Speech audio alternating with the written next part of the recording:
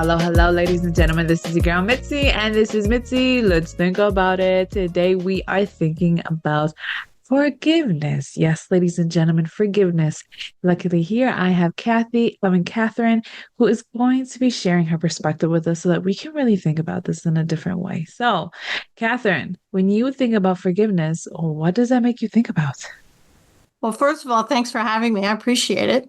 You're welcome. And second, when people look at the title of this show, they see the word forgiveness. 10 out of 10 people are thinking of their unforgivable dumpster fire person. And they're looking at you saying, Mitzi, I don't want to. And that's fair. You don't want to forgive that number 10 unforgivable, they hurt you badly person. But in my world, there's two things that's real. First, you don't have to forgive that person. Stay with me. Second of all, the reason you don't have to forgive that person is because there's probably dozens of people you can forgive before you even get to that dumpster fire.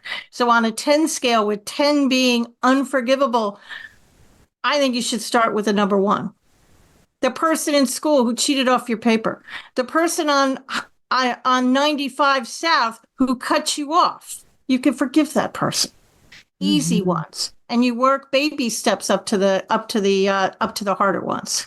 Yeah, I like that. I like that understanding because you kind of like you're working way up to the top. You know, if the 10's like the really your hate list, like I just cannot stand you. The presence, the mirror, just everything. Well, you can work yourself up to that point so that when you get to that point, it's like, oh, nothing. It means nothing to me. Okay, you're just like a fly on the wall. You're there, but it doesn't mean anything, you know? And I think people don't realize that you have to learn how to forgive. And I think when you start with something small, like even if a bug crossed your path and you didn't There you expect go. that bug to cross your path, be like, you know what? I forgive you for crossing. I'm not going to kill you. You're welcome. You know what I mean? Something so simple in that manner. People don't even realize that's a stepping stone.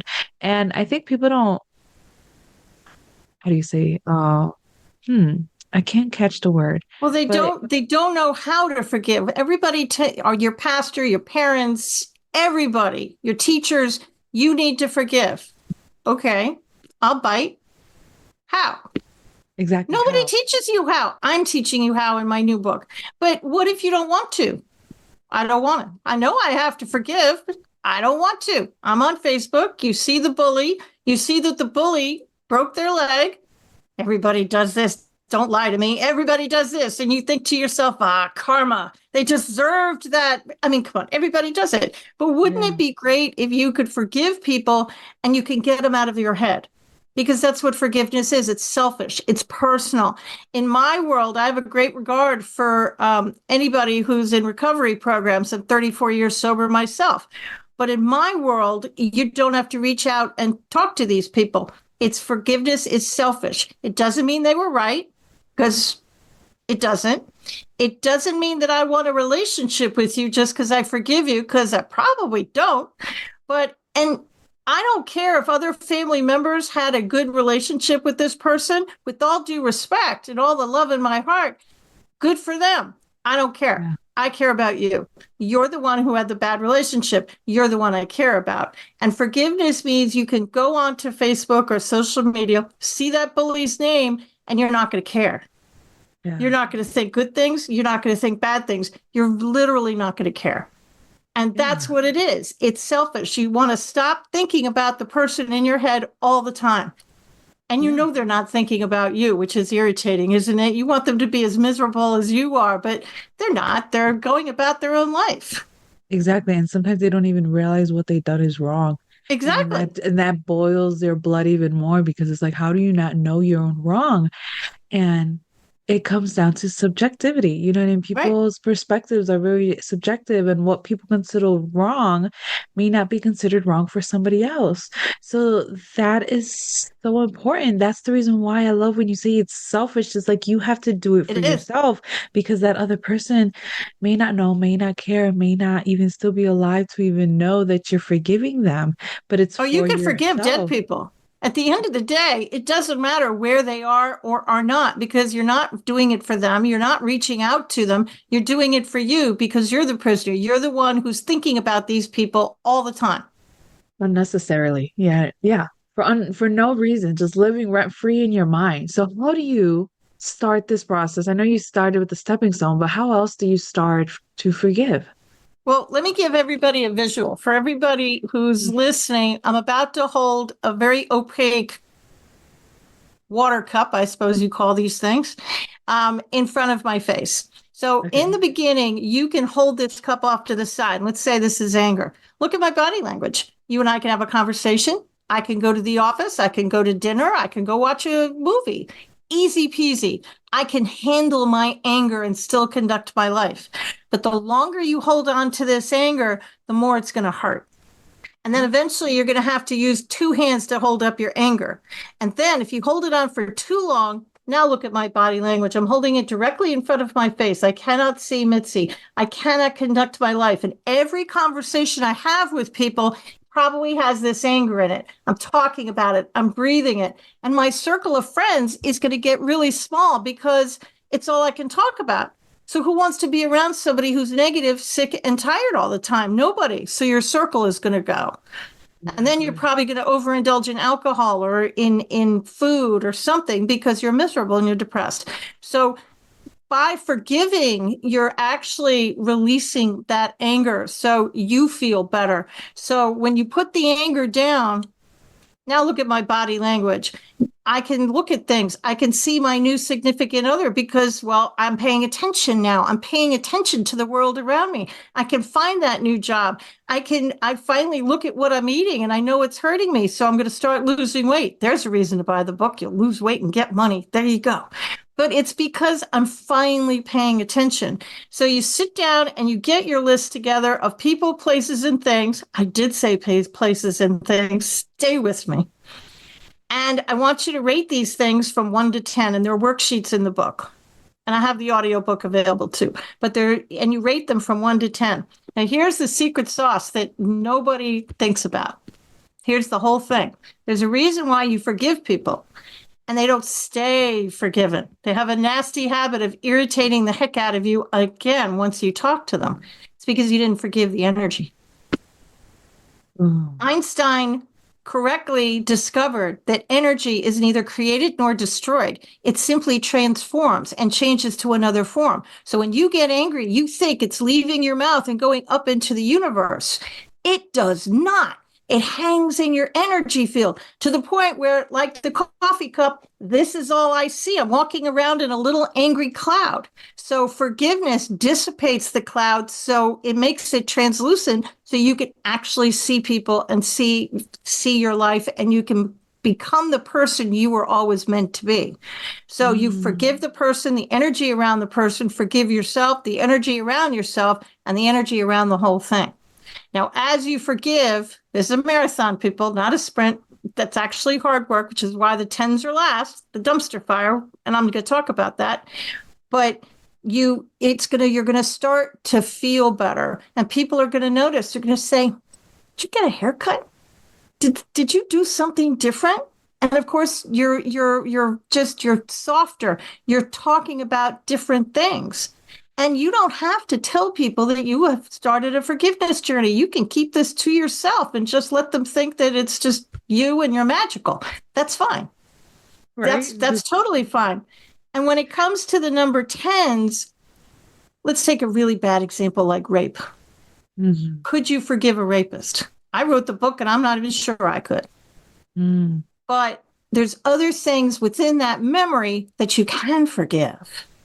You can forgive the bed, the table, the chair, the park. You can forgive the day, the building. You can forgive your childhood home. You can forgive your childhood desk and your childhood school where the bullies did. Why? Because when you look at that childhood school, your grammar school, you've got a bad memory. Anger what starts to bubble up. So you forgive the school and the energy around the school. That makes sense. That makes a lot of And sense. that way you're forgiving these memories. And I'm only asking you to go back to your past one more time, forgive it, forgive all the energy, and then move forward. And now I can look at it. I come from a very dysfunctional childhood, and I can look back at my childhood and I can tell the stories, but there's no emotional charge there. I Yeah. don't care. I can tell the stories, I can talk about it, and it doesn't do its number on me anymore. I'm neutral, and that's what I'm looking for. I'm looking for neutrality. I don't want you to have anything positive or negative. When you look at this event or this person, it's neutral. Yeah. But I like that. the tens are hard. So you try and get the 10 down to a 9, down to a 7. I mean, it's baby steps. You have to Yeah. be very patient with yourself, because as you forgive, you're going to slowly kind of peel away some of the layers of the onion, so to speak. Yeah. Going I to really take a like couple passes. Yeah, I really like how the fact that you provided association and how that's also included in the energy, how that's also included in the trauma, and that's also included in the forgiveness process because man, when you were talking about that, I was just like, people don't think about that, but it's true. We really don't realize how much we associate one form of trauma, one trauma, and associate so many other aspects and relate that to that trauma. Or and Yeah. we feed into that and which allows it to grow and become larger than what it is into our lives that becomes unnecessary and it lives literally rent free in our lives disrupting us interrupting us and it's not like we go back to our past one time to even and to change this we go back to our past continuously to All the just time. replay this you know what I mean so it's a constant replay, just on repeat, Like on a a movie loop. playing in the back of your mind that's so Just you can't over. turn it off. It's just And there.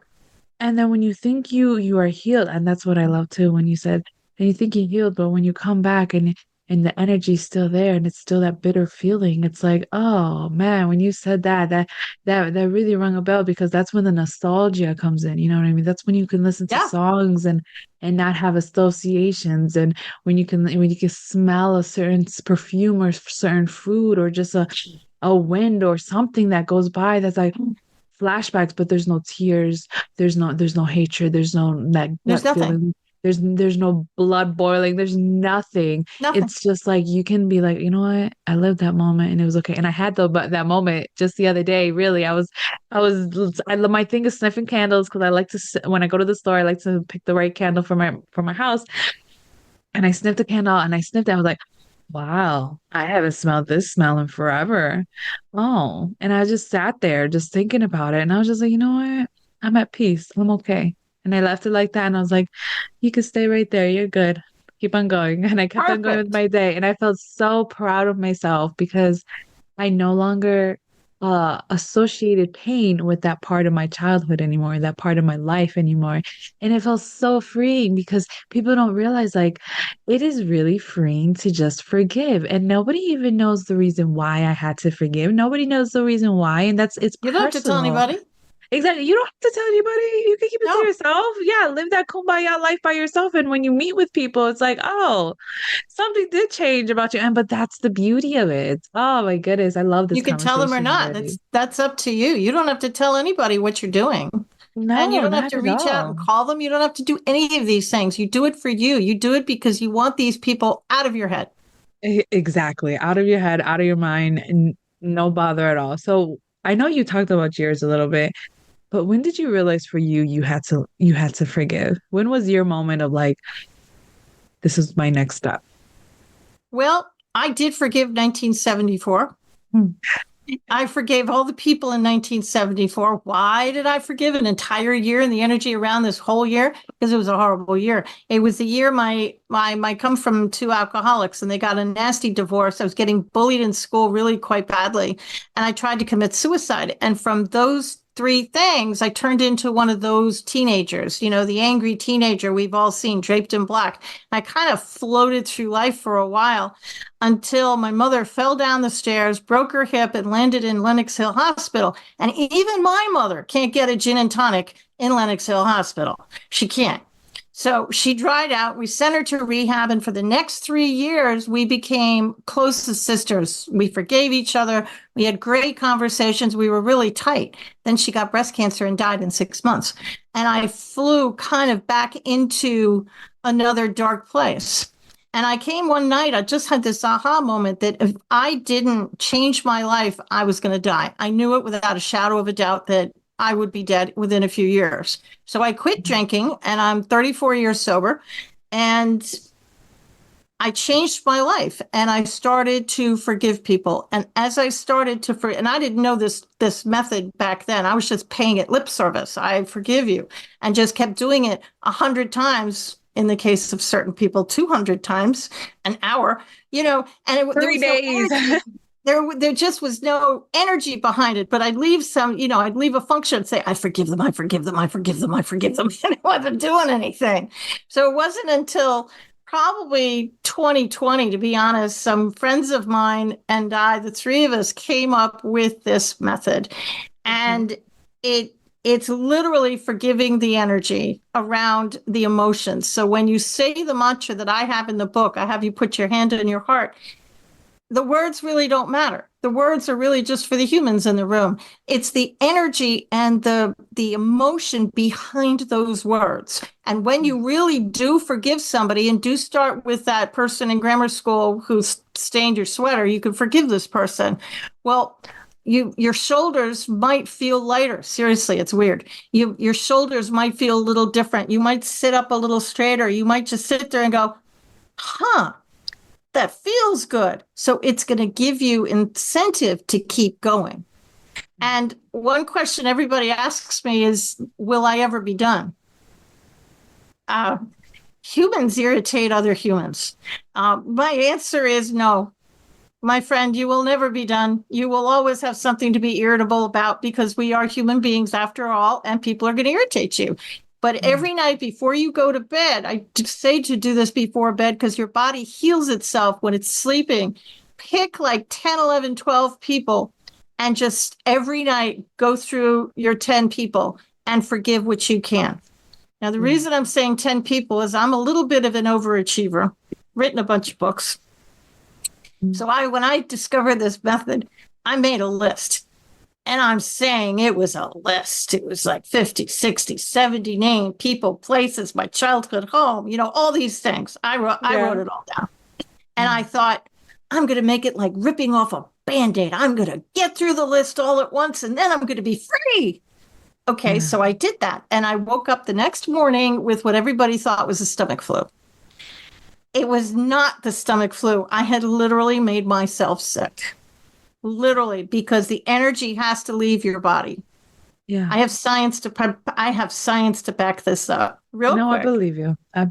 There's a chapter in the book about some scientific studies, and there's a Japanese researcher who researched water. His name is Matsumoto, I believe. You can Google it. The pictures are right there. And I'll dumb this down. He took 2 containers of water. To one container, he said really beautiful things to. Really lovely, treated it well, loving things. The other container, he said horrible things. He berated it. He said he hated it.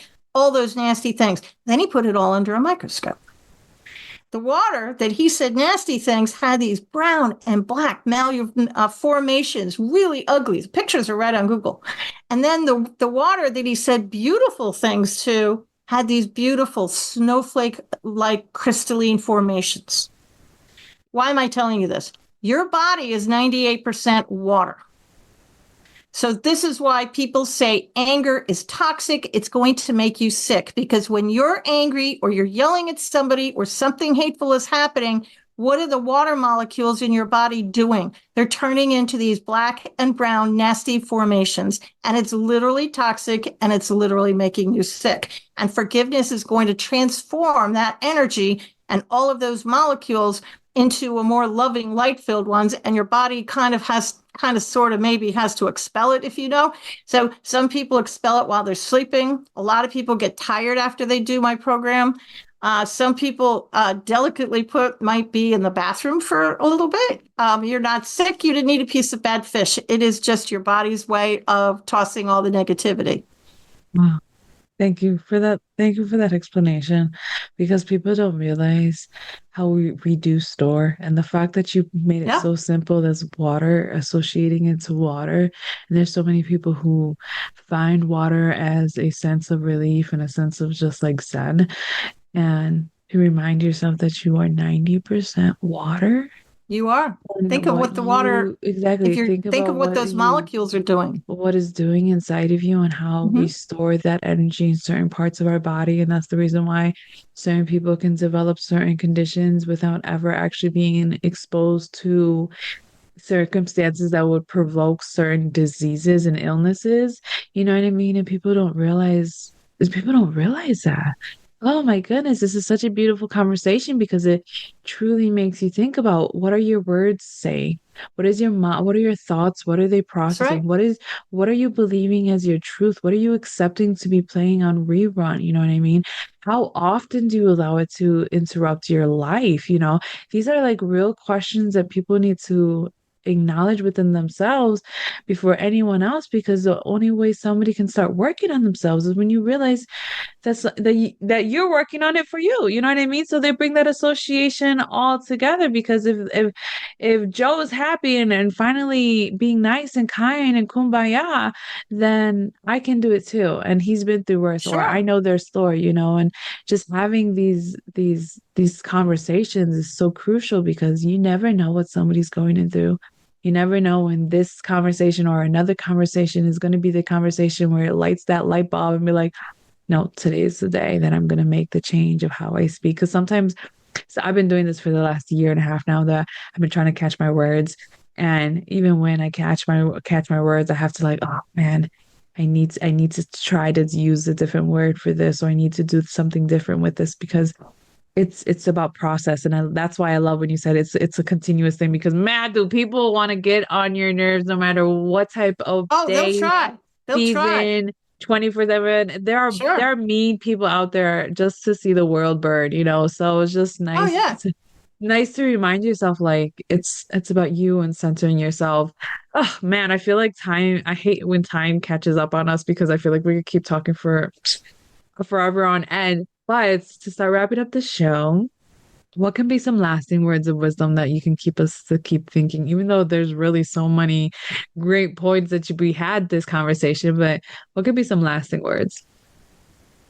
If you don't do anything else, I say you didn't hear anything else. When it comes to the water, when you drink a glass of water, and you might want to do this quietly in your mind so people don't think you're an idiot, but say thank you to the water for healing you.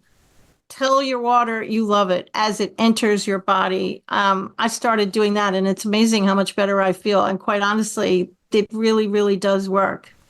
To everybody else, uh, it wasn't your fault. You know, it wasn't your fault. You're allowed to live in love and joy.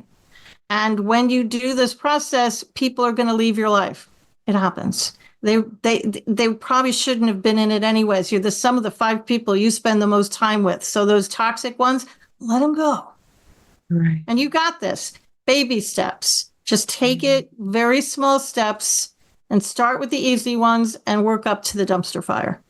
There you go. There you go, ladies and gentlemen. If you guys want to check out her book, check out anything that Katharine has to offer the world, please check out my website. You have all access to everything that she has to offer the world, and you will be able to continue on thinking because that's the point is to continue on thinking, y'all. With that being said, always keep thinking. Bye.